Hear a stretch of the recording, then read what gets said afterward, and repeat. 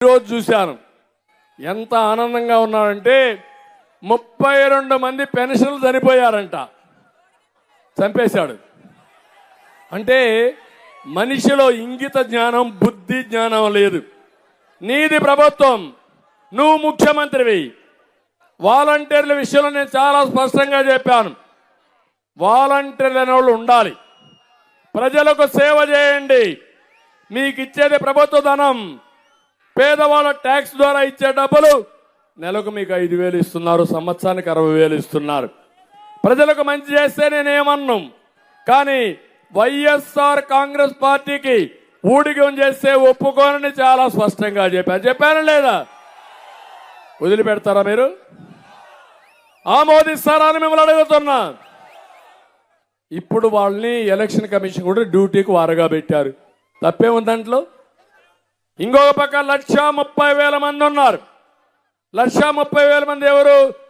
పంచాయతీ లెవెల్లో సచివాలయం. అదే నేను ముఖ్యమంత్రి అయితే ఒక్క నిమిషంలో ఆర్డర్ ఇచ్చి ఫస్ట్ డేనే మీ అందరికీ పింఛన్లు ఇంటి దగ్గరనే ఇచ్చేవాడిని. అది నా సమర్థత. నీ దగ్గర డబ్బులు లేవు.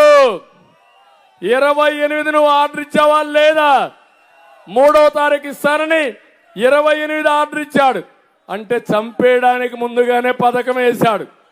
మళ్ళా శవ రాజకీయాలకు తెరదీసిన వ్యక్తి జగన్మోహన్ రెడ్డి. ఈరోజు 32 మంది చనిపోయారన్నావు. అవి ప్రభుత్వ హత్యలవన్నీ. నువ్వే చంపావు. పోలీసులు ఈ జగన్మోహన్ రెడ్డి పైన కేసు పెట్టండి, లోపల వేయండి. వేయాలా లేదా? నేవ రాజకీయాలకి సేవా రాజకీయాలకు వ్యత్యాసం తెలుసా తమ్ముళ్ళు అని మిమ్మల్ని అడుగుతున్నా.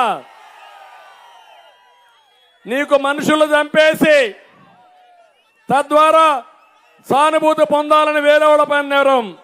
ఒక సామెత సినిమాల్లో చూసాం. వీళ్లే చంపేస్తారు, వీళ్లే డెడ్ బాడీకి దండేస్తారు, వీళ్లే వేరే వాళ్ళ పైన ఆరోపణలు చేస్తారు.